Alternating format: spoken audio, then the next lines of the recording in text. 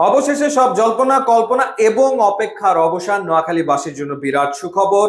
তাদের প্রতীক্ষার যে প্রহর সেটি সমাপ্ত হলো। বিপিএল এ যুক্ত হলো নোয়াখালী। 12তম আসরে নোয়াখালী খেলবে নোয়াখালী এক্সপ্রেস নামে, এবং এটি নিশ্চিত খবর।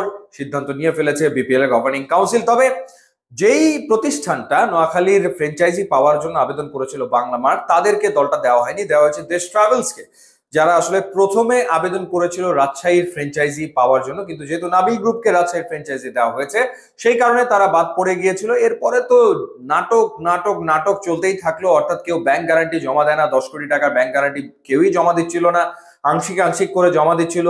এবং ক্রিকেটারদের একরকমের চাপ তৈরি হচ্ছিল বিসিবির ওপরে, কারণ দলের সংখ্যা যদি 5 থাকে সেই ক্ষেত্রে বেশ কিছু ক্রিকেটার তারা আসলে বিপিএল এ খেলতে পারবে না।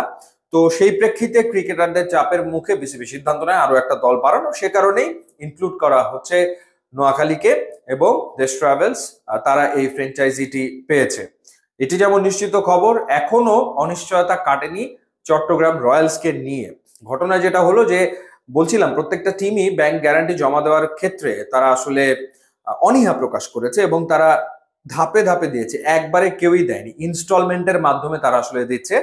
এবং এখন যে খবর সেটা হলো বৃহস্পতিবারের ভেতরে ব্যাংক গ্যারান্টি পুরোটা দিতেই হবে, তা না হলে ফ্র্যাঞ্চাইজি বাতিল হবে।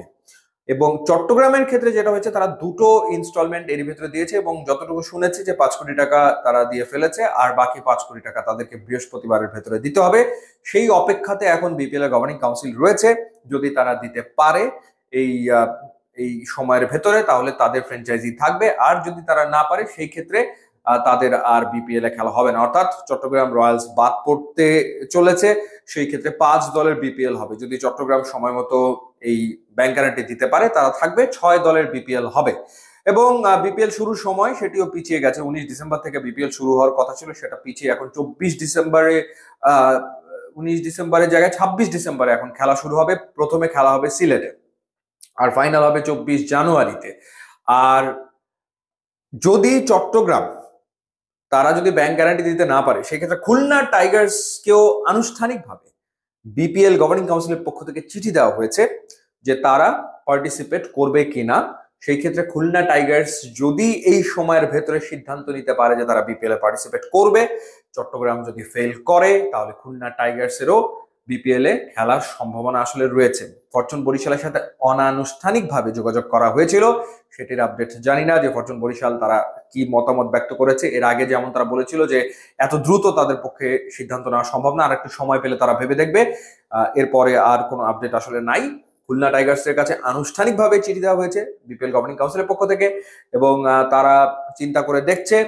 এর ভেতরে অপেক্ষা চলছে যে চট্টগ্রাম এই সময়ের ভেতরে, বৃহস্পতিবারের ভেতরে ব্যাংক গ্যারান্টি দিতে পারে কিনা। যদি পারে তাহলে তারা থাকবে, আর যদি না পারে, যদি খুলনা টাইগার্স খেলতে ইচ্ছুক হয় এর ভেতরে ব্যাংক গ্যারান্টি জমা দিয়ে, তাহলে খুলনাকে ইনক্লুড করা হবে। এখন পর্যন্ত অকশনের যে তারিখ 30 নভেম্বর, সেটিতেই রয়েছে, সেটিতেই ফিক্স রয়েছে বিপিএল গভর্নিং কাউন্সিল। এবং শেষ মুহূর্তে যদি আবার কোনো পরিবর্তন আসে, সেক্ষেত্রে পরিবর্তন হতে পারে। এখন প্রতিনিয়ত যেভাবে পরিবর্তন হচ্ছে, কোনো কিছুই আসলে ফিক্সড আগে ভাগে বলার কোনো সুযোগ নাই। সো দেখা যাক চলমান এই নাটক কোথায় গিয়ে থামে। ইউটিউব এবং ইনস্টাগ্রাম লিঙ্ক দেওয়া আছে, আপনারা যদি যোগ দেন তাহলে খুবই খুশি হবো। And thanks for watching.